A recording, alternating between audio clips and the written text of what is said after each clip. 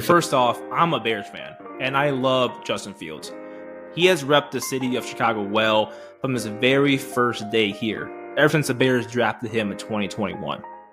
He has the toughness to match the city, and he can withstand the Bears fan base. And I kind of laugh when I say that because, as some of you may know, the Bears fan base is crazy.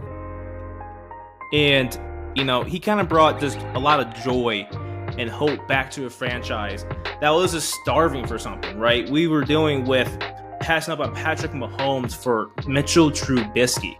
And who can forget the double doink of the 2018 playoffs with Cody Parkey? Like, we just need something to hang on to. And at times, he felt like a franchise savior. It didn't always translate to wins, but he felt like one of us. We all hoped and wanted Justin Fields to be our guy finally. Like, we finally have our guy. But at this point in time, this feels as though there's too many factors going against him, right? And those are factors like financial factors, performance-based factors, and this weird situational stuff. So while divorcing someone is closing one door, it is opening another door. And so as we are saying goodbye to what feels like a close friend, you have to wonder where Justin Fields goes next. First, let's look at the factors that are leading to this divorce. It really doesn't make any sense to say goodbye to someone without wondering what led the Bears to this decision. First, we have the financial factor. Drafting Caleb Williams allows the Bears to reset the quarterback clock, aka it allows the Bears to spend money on other premium positions. This point has been regurgitated in the sports media circuit for quite some time, and that's because simply it's just factually true. Ryan Poles is able to spend money somewhat freely at other premium positions because he doesn't need to pay a quarterback a large contract for another 3 to 4 years, if Caleb Williams pans out. That leaves more cap space to re-sign current stars like Jalen Johnson and bring in new ones like Montez Sweat.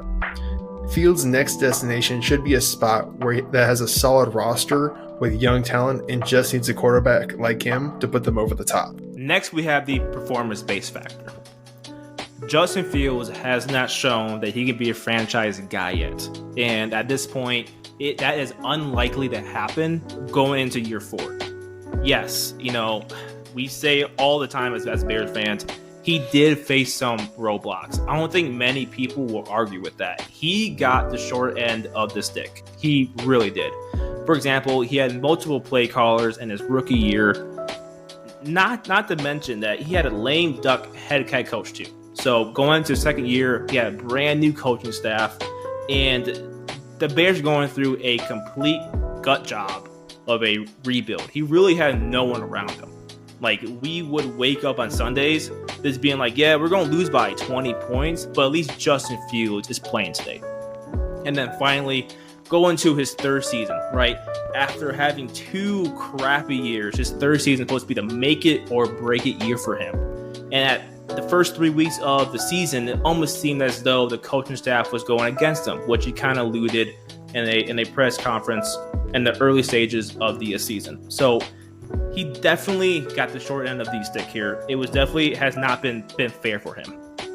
And I know around the Bears fan base circuit, we say all the time, well, if we put more around Fields, he would be better, right? If XYZ didn't happen to him, he would be a franchise guy. And you can't really go off that. You have to go off what you see. We have to watch the film. And then we have to go look at the stats to back up what we see on the film. And sometimes he's not doing the right stuff, right? And not to mention, looking at a hypothetical potential gets people fired. And let's all remember, too, that Ryan Poles and Matt Eberflus are pretty much fighting for their careers at this point. So did Justin Fields show that he can be a starter in this league? I do believe that he did. I wholeheartedly believe that he's a top 32 quarterback. Now, did he show that a team should throw a franchise quarterback contract at him? No, he has not yet. Based, again, on the film and stuff that he has been shown or showing as of right now. would you risk a trip, right? Would you risk yourself getting fired on the back of Justin Fields and maybe leading the Bears to the playoffs right now? Most people would not take that bet. So he needs to find a place, in my own opinion, that has a long-term coach in place right now, or maybe a recently hired head coach that can afford to take that risk on him. Finally, we have the situational factor. It is very difficult to secure the top spot in the draft in subsequent years. It's even more difficult to pass up on the top quarterback prospect in back-to-back years, especially when one of those prospects is considered the best quarterback prospect since Andrew Luck. Justin Fields is serviceable, and I do believe a team can win with him if he has great talent around him. But he is a lower-tier quarterback right now, and it comes down to this. Can the Bears win the Super Bowl with Justin Fields right now? The answer is simply no. Therefore, the team could swing for the fences, again, to find a quarterback that is of championship caliber. In this case, that quarterback is Caleb Williams. We saw last year how much of an impact a great rookie quarterback can have when Stroud took Houston deep into the playoffs. The Bears might as well swing for the fences with him and let Fields go to a team that can actually let him develop. And as painful as it is to say right now, I do believe the Bears will trade Justin Fields. I'm about 98% sure of that, and that's just based off what the expert insiders are saying. Me, my own self, I'm only leaving a 2% margin of error because anything can really happen. We don't know for sure. Ryan Poles did not came out and said directly that he's drafting Caleb or a rookie quarterback or anything like that. So, but it does feel as though the Bears will trade Justin Fields and draft a rookie, and presuming that will be Caleb.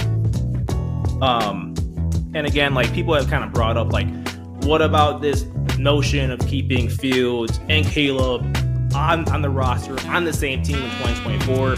And that really does the Bears no good, right? It also does Justin Fields no good. Does Caleb no good. And just overall, the entire board, that's just not good. Justin Fields also has one of the best agents in the game right now. His agent is David Mulugeta. Sorry if I'm saying that name wrong. So Fields and his camp would force a trade, or at least like demand a trade, request a trade before he even got to the point. And they would definitely request a trade if he was still on the Bears roster after the NFL draft. So now you're probably asking yourself, okay, if the Bears are so headstrong on Caleb right now, how come Fields hasn't been traded as of March 14th? To be honest, I have no clue. Ian Rappaport and Adam Schefter kind of voiced conflicting reports back on March 12th, whereas the former stated that the Bears have not begun shopping Justin Fields yet, and the latter stated no teams are actually interested in Justin Fields. So which one is true? Your guess is as good as mine. But for what it's worth, I kind of believe both of them. And before you might say that sounds, wishy-washy, let me explain my thoughts here. I personally believe that Ryan Poles is waiting until they meet with Caleb on the top 30 visit to actively place Justin Fields on the trade block. Why? Because Ryan Poles simply wants to gather all the info that he can about Caleb before he kind of sets it in stone that he wants to draft Caleb. He even said it his own self that the NFL draft is an information game, and he will definitely turn over every single stone, as this decision is really a make or break for his career, right? This is probably the biggest choice that he has had to make so far in his GM career. And all in all, I think he kind of wants Caleb's medicals, but more importantly, he wants to spend the entire day with Caleb, and he wants the staff to kind of, spend time with Caleb too, to get to know Caleb as a person. Like, does he fit with this, or does he gel with our coaching staff, right? So I think that's really what Ryan Poles is after right now. And sure, you might be telling yourself, well, he met with Caleb at the combine. Isn't that enough time? No, it's not. He met with Caleb for 10 minutes, right? And that's definitely not enough time to get to know someone, especially when this is a career-altering move. I know I want to risk my career on someone that I just met after 10 minutes. That's definitely not going to happen. So I believe Poles is placing less of an importance on the draft capital that he will get in return for a Justin Fields trade, because he needs to get this choice right? He wants to feel 100% conviction behind this choice, because getting a franchise quarterback is I can't even stress. This is way more crucial than a pair of day 2 or day 3 picks. Like, it doesn't even come close. So he needs to get this choice right, and he's willing to wait until the top 30 visit to meet with Caleb and then put Justin Fields on the trade block. So again, he might not believe this, but there is a reason why the Bears wanted to meet with Caleb 48 hours after the combine ended. I'll say that again. They wanted to meet with him 48 hours, but they agreed to kind of push that meeting back after the USC Pro Day. Now, you may be saying, okay, so that's Ian Rappaport's side. Why do I believe Adam Schefter? And for that reason, it's pretty simple. If Ryan Poles was offered a top draft pick, right? So, for example, if the Falcons offered the 8th overall pick for Fields, do you think he would have turned down that pick? There's no shot. If you think the Steelers would have offered the 20th overall pick for Justin Fields, do you think he would have turned that down? No. So there simply has not been any high draft pick offers yet. Now, teams may have submitted feelers, which is just simply calling the Bears and asking what the cost would be for a trade. But at that point in time, maybe Poles was just trying to get an appraisal for Justin Fields. Whatever that rate was, it probably was enough for him to kind of jump at it. So to Ryan Poles, maybe the opportunity cost of trading a 4th and a 6th right now is just not good enough. Like, it's just that is not enough there. Now, again, this going back to my earlier point, I did leave a 2% chance that Justin Fields will not be traded. So it is possible that, Justin Fields could be Ryan Poles' plan B. But again, I highly doubt that unless Ryan Poles find something truly detrimental about Caleb. I would expect Caleb to be the starter for the Bears 2024 and beyond, and Justin Fields will get moved sometime soon. So teams could be interested in Fields, but not as a starter, more as a backup. So what opportunities does Justin Fields have left? At this point, not much. All the teams that were rumored to be interested in Fields are no longer looking for a starting quarterback. The Falcons signed Cousins, the Raiders brought in Minshew, and the Steelers signed Russell Wilson. Fields will most likely be a backup quarterback in 2024, unless something drastic happens. Divorce is hard and usually followed with a lot of sadness, anger, and of course, rebuilding. But let us know in the comment section what you think Justin Fields will go next. Until next time, we're the RFL Show.